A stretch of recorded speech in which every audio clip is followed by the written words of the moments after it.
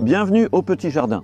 5 mois après notre dernier tournage ici, et c'est maintenant cette belle période de l'année, l'équinoxe de printemps, lorsque les températures augmentent enfin et que les niveaux de lumière du jour augmentent vraiment rapidement. Nous gagnons 4 minutes chaque jour en ce moment. Cela fait une telle différence pour la croissance, même si parfois la température n'augmente pas de manière spectaculaire. En même temps, donc depuis que nous étions ici, il y a eu de nombreuses récoltes, notamment en novembre et décembre. En novembre, il y avait par exemple 2,5 kg de radicchios délicieux provenant de la chicorée. Et en décembre de cette parcelle, 10,5 kg de carottes, qui en réalité n'est pas aussi bon que le chiffre en tête d'affiche, car il y avait pas mal de dégâts causés par la mouche de la carotte. Ce n'était pas si brillant, mais nous avions encore beaucoup de nourriture à manger. Et depuis, en janvier et février, les récoltes n'ont pas été énormes, car en gros, je n'ai pas planté beaucoup de légumes pour continuer la récolte hivernale. Il n'y avait pas, le chou frisé ici n'a pas non plus beaucoup poussé, parce que nous avons eu un hiver inhabituellement froid pour nous, jusqu'à moins 9 degrés centigrades, c'était la température la plus basse en décembre, et nous avons eu 10 jours de gel complet. Et cela a causé des dommages assez significatifs, plus que je ne m'attendais à des plantes comme les rutabagas, qui dans le jardin principal, beaucoup d'entre eux se sont transformés en bouillis. Et je ne vois vraiment pas cela très souvent. Ici, les rutabagas ont plutôt bien survécu. Et cela montre comment ce petit jardin est un peu protégé des extrêmes météorologiques, en particulier du froid et du gel profond. Cela a donc été d'une grande aide. Et maintenant, nous sortons tout juste de l'hiver. J'ai retardé les dernières récoltes de rutabagas et de panais principalement jusqu'à la réalisation de cette vidéo, car je voulais vous montrer la progression.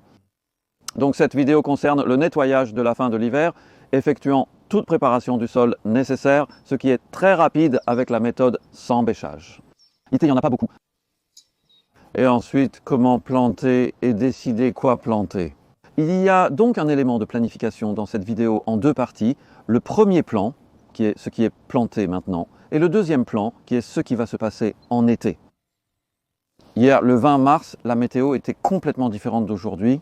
C'était assez typique de ce que nous avons eu récemment, très couvert, terne, à peine éclairé toute la journée.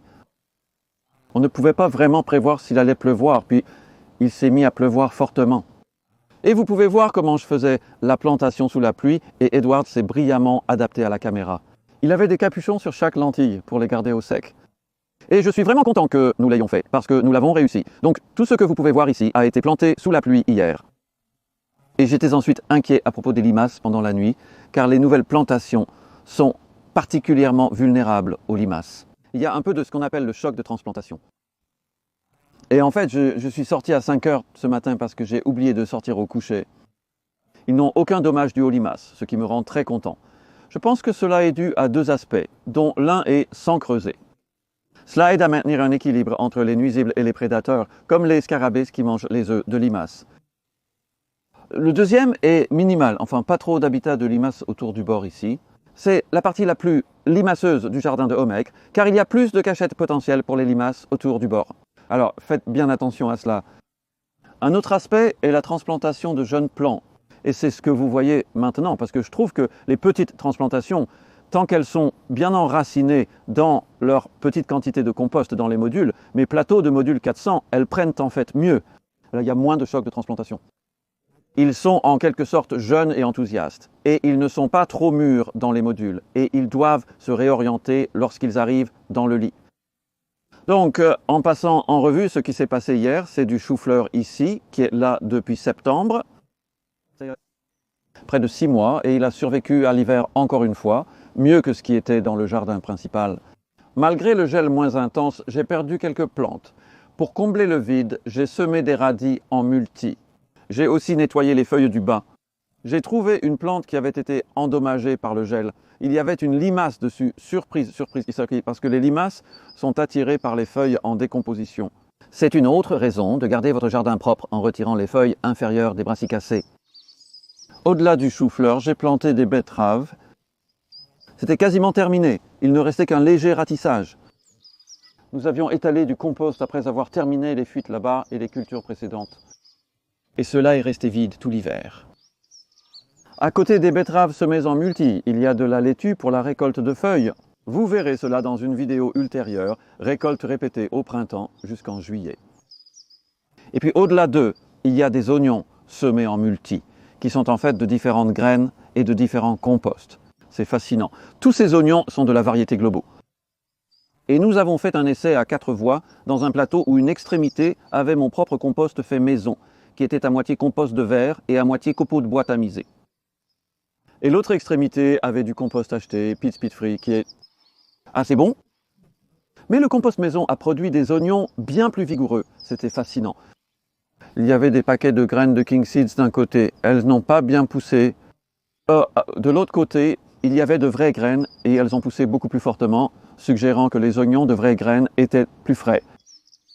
Parfois, les graines de King n'étaient pas très fraîches. Les graines d'oignons sont difficiles à faire pousser si elles ne sont pas fraîches. Beaucoup d'entre vous auront remarqué cela. Les retours et mes observations ici me le confirment. Les graines d'oignons peuvent germer si elles sont conservées trop longtemps ou achetées fraîches. Vous pensez qu'elles sont fraîches, mais elles étaient déjà vieilles à l'emballage. Les graines de cette année-là sont emballées en paquets, mais attention, ce sont de vieilles graines. Dans le lit du milieu ici, après avoir nettoyé, les panais n'étaient pas mauvais. La récolte d'hier était légèrement meilleure que prévu, mais elle provenait d'un semis tardif. Les panais semés en juin n'ont pas eu le temps de grossir en raison de la sécheresse estivale et du manque d'humidité. Et aussi, cette extrémité du lit est proche de la haie et le troène et le chèvrefeuille dans cette haie se nourrissent dans le lit et enlèvent l'humidité. C'est la raison pour laquelle la récolte de panais était petite, mais toujours utile.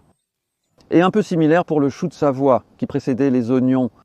Ils étaient agréables, mais pas énormes. Bienvenue en cette période de l'année, vert, alors que nous entrons dans la période de disette. Les Suédois qui étaient ici étaient la plus grande récolte, faciles à récolter et à conserver. Je les ai donc lavés. Les légumes se conserveront dans la remise pendant 1 mois. C'est une récolte bienvenue pour manger quand vous avez faim. Ce pluviomètre vous montre le pluie que nous avons eu hier. C'était principalement pendant les quelques heures où je semblais être ici, donc pas une énorme quantité. C'est en fait environ 8 mm. C'est environ 1/3 de pouce. Nous sommes bien mouillés. L'avantage du non-labour est de pouvoir jardiner même par temps humide, ce que j'ai souvent constaté au printemps. Il y a beaucoup de plantations à faire maintenant. Même s'il pleut, vous pouvez toujours le faire car la terre ne colle pas à vos bottes.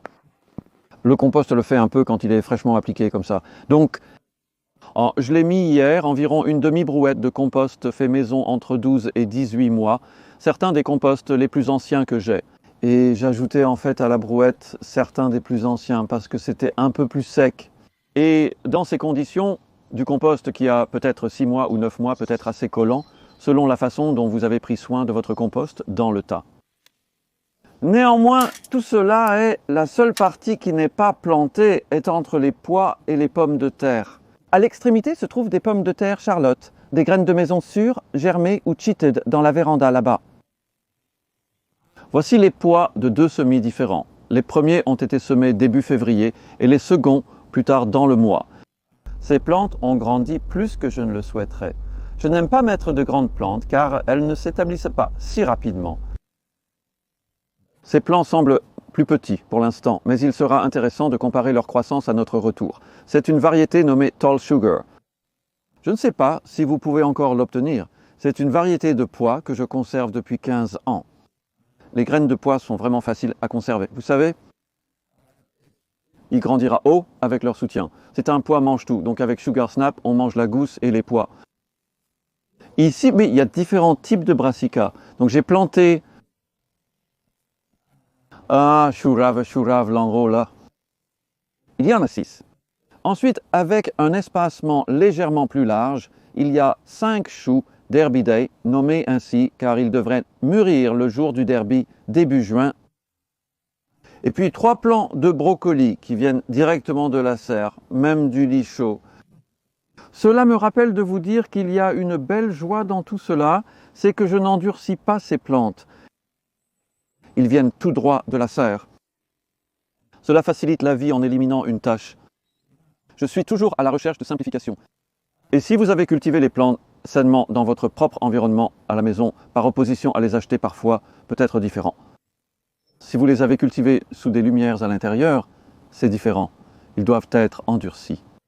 Mais dans une serre froide comme celle-ci, je trouve que ça fonctionne bien. Je vais mettre des couvertures en polaire. Normalement, je l'aurais fait immédiatement. Mais pour la vidéo, je les ai laissées toute la nuit. Vous pouvez constater que les plantes ont l'air très vigoureuses. Puis nous avons là des épinards qui sont là tout l'hiver. Ils ont été plantés sous les tomates en août. J'ai perdu quelques plantes, mais pas trop. J'en ai retiré certaines pour semer des carottes. À la fin, j'ai perdu la coriandre. Il faisait un peu trop froid pour la coriandre en hiver. J'ai planté de la nouvelle coriandre semée en février. Les ciboulettes, ce que vous pouvez voir, sont vraiment robustes. Elles sont tout simplement une valeur sûre chaque année. Au centre du potager, j'ai semé 2 variétés distinctes de carottes.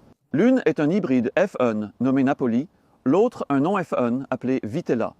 Je ferai à nouveau une comparaison intéressante. Les semis auront probablement besoin d'une polaire par-dessus pour les aider à germer en leur apportant un peu de chaleur.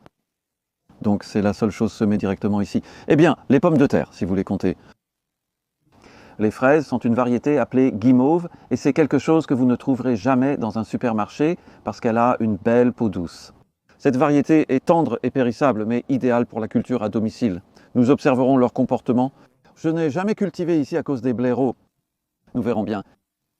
Et puis l'oseille que nous avons cueillie et qui continue à pousser, c'est vraiment visible. Parfaite pour les sautés ou les salades. Le chou frisé, oh, le tantondine est mort. Il a été touché par ce gel, il n'a pas aimé ça.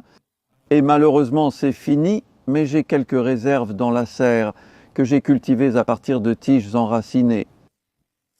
Je mettrai probablement un autre là-bas, mais je ne l'ai pas encore fait. Vous pourriez remarquer que le figuier a disparu. Le figuier n'a jamais été très productif. J'ai réalisé que son emplacement actuel n'est pas idéal, car il manque de soleil à cet endroit. Il ne reçoit que le soleil du matin et subit les gelées tardives. J'ai planté une Tayberry, un croisement vigoureux entre framboise et mûre, mais sans épines. Nous verrons comment cela évoluera, ce sera amusant à observer. Beaucoup de choses se sont passées dans ce petit jardin au fil du temps. Des 6 dernières années, depuis le début du projet avec Edward. Et vous pouvez trouver une playlist à ce sujet sur ma chaîne. Je vous guiderai à travers les saisons. Et abonnez-vous à ma chaîne, car vous recevrez des mises à jour à ce sujet et de nombreuses autres vidéos qui vous donnent beaucoup de conseils pour chaque saison. Dans ce cas, je veux juste vous donner quelques conseils dans les dernières minutes sur comment on pourrait mettre en pratique ce que je viens de vous montrer maintenant. Donc par exemple, là où les carottes ont été semées, elles seront prêtes vers la fin de juin, début juillet. Et il reste alors du temps pour planter des poireaux, par exemple. Les poireaux n'ont pas encore besoin d'être semés. Regardez ma récente vidéo sur les moments opportuns pour semer. Le bon moment pour semer les poireaux, c'est en avril, début avril, donc c'est encore à venir. Et là où se trouve l'épinard, ça va se terminer vers mai. Il est donc bon d'avoir une idée de quand vos plantations vont réellement donner une dernière récolte. Et alors, vous saurez qu'il faut avoir quelques plants prêts. Et dans ce cas, je pense à cultiver des concombres là-bas. Je n'ai jamais cultivé de riches concombres dans le petit jardin auparavant. Donc oui, cela aussi en fait, c'est un endroit assez chaud près du mur et c'est bon pour les concombres. Il y a donc aussi ces choses à considérer. Ensuite, nous avons ici où se trouvent les choux, où je cultive probablement des chicorées. Là où poussent les betteraves, je pourrais cultiver du chou-fleur romanesque. Il ne sèmerait pas avant juin. Donc en termes de planification, vous devez vous asseoir un peu et simplement regarder tout ce que vous avez planté et déterminer après un peu d'étude quand cela va se terminer. Et ensuite, quand vous pourriez faire un deuxième semis pour le suivre. Et nous sommes en train de diffuser un pack de connaissances, qui est un nouveau pack d'informations. Et l'un d'eux concerne la succession et aussi l'absence de rotation. Ne pas avoir à se soucier de la rotation peut vous faire gagner beaucoup de temps. Je ne fais pas de rotation de 4 ans ici. Lorsque vous obtenez un sol vraiment sain, grâce à la non-culture, beaucoup des pratiques traditionnelles, elles ont toujours une part de vérité en elles.